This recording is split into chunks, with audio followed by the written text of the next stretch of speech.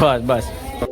તો good evening, જય માતાજી, જય દ્વારકાધીશ મિત્રો. ગુડ ઇવનિંગ એટલા માટે કેમ કે સાંજના 3-4 વાગી ગયા હતા અને ફરીથી સ્વાગત છે તમારું મારા એક મિની વ્લોગમાં. તો કારખાને જઈને થોડું ઘણું કામ પતાય ને તો કાળુભાઈ આવી ગયા હતા અને આજકાલ અમારા એરિયામાં એક જંગલી જનાવર ફરે છે તો એને રેસ્ક્યુ કરવા હું ને કાળુભાઈ બે નીકળી ગયા.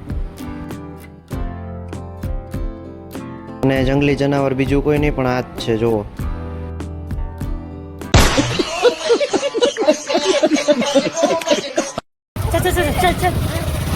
જો આની હરકતો જોઈને તમને નથી લાગતું કે વિચિત્ર પ્રાણી હોય એવું? અને પછી અમે બધા ભાઈબંધ ભેગા થઈને નીકળી ગયા મોદી કાકા આવવાના હતા તો એની મુલાકાતે. અને ભાઈ સાહેબ આખા રસ્તામાં જ્યાં જોઈએ ત્યાં પબ્લિક જ પબ્લિક દેખાતી હતી.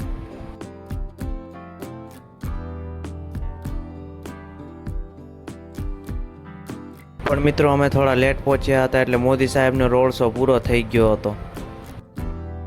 અને પછી અમે આગળ જતા હતા ત્યાં મોદી સાહેબને રસ્તામાં સ્ક્રીન ઉપર જ જોઈ લીધા. અને આ લોકોને ઘરે લાઈટ ન હોવાથી રસ્તા ઉપર જ ટીવી જોવા આવી ગયા. જોવો તો આજે કડી સ્ટેશન પરથી કટોસણ કડી કલોલના માર્ગે સાબરમતી સુધી નવી રેલ સેવા. અને પછી આવી ટ્રાફિક અને પાર કરીને અમે પહોંચી ગયા વન સેન્ટર. અને પછી લોખંડનો દરવાજો ખોલીને લઈ લીધી એન્ટ્રી. અરે આ તો કાચનો દરવાજો છે.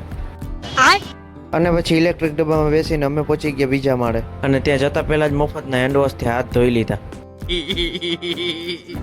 અને આ ભાઈ મેનુ જોતા હતા કે શું મંગાવવું એમ.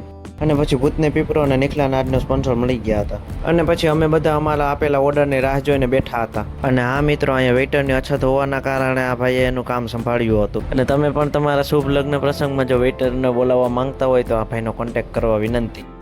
અને અમે મંગાવી લીધું હતું પીઝા, બર્ગર અને મોમોસ. અને પછી બધાએ પોતપોતાના પર્સનલ મોઢાથી ઝાપટવાનું કરી દીધું ચાલુ. અને પછી વેટનો ખાડો પૂરીને અમે બધા ગયા નીચે વન સેન્ટરમાં.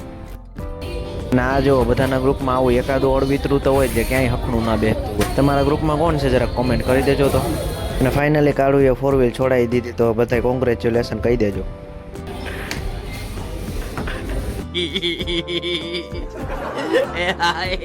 અને હા મિત્રો, અહીંયા બધી જ વસ્તુ 49 રૂપિયાની મળતી હતી એટલે બંકાએ 50 રૂપિયાનો ફુવારો છોડાવી લીધો. અને આજના દિવસમાં બહુ બધું ફરી લીધું હતું એટલે અમે પોચા પગે નીકળી ગયા ઘર તરફ.